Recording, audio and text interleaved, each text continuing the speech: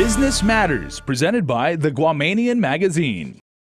The recent pullout by Delta Airlines is a sobering reminder of how volatile the tourism industry can be.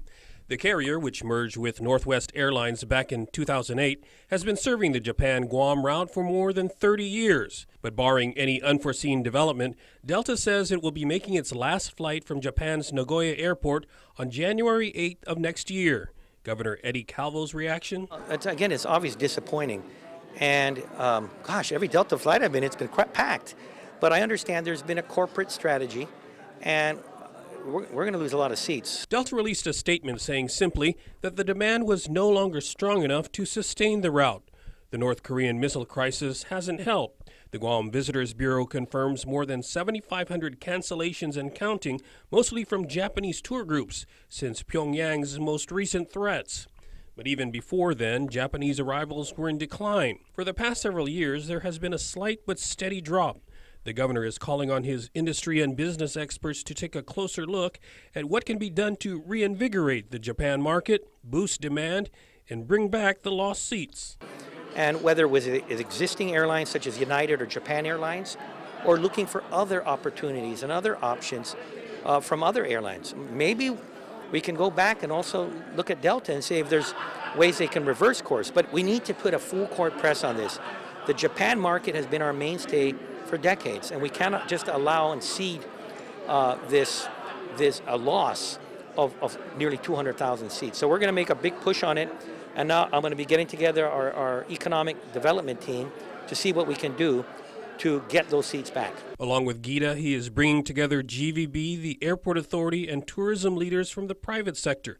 Calvo has also been doing some lobbying of his own, passing through Tokyo on his way back from a trip to South Korea. That's why when I went to Japan, I met with the president of Japan Airlines. And my number one focus with the president is, Mr. President, I understand the reorganization efforts that have occurred with Japan Airlines because they had financial difficulties. But look at Guam. It's been such a big market for you. What can we do to get you to expand on your seats? So this is something that we're going to continue to work with Japan Airlines. Officials may want to look to Korea as an indicator of the way forward. That market now rivals Japan as our top source of visitors.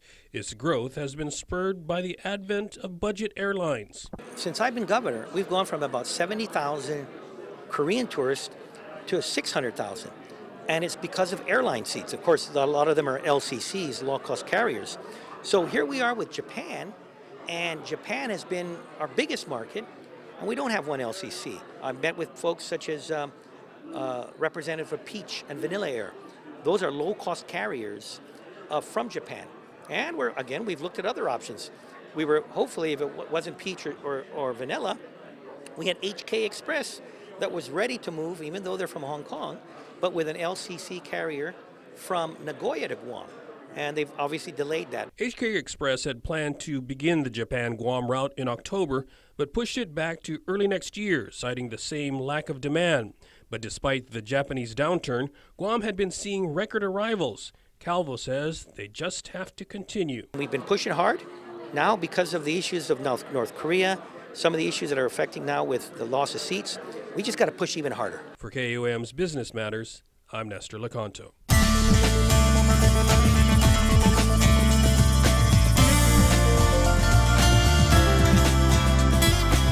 Business Matters, presented by the Guamanian Magazine.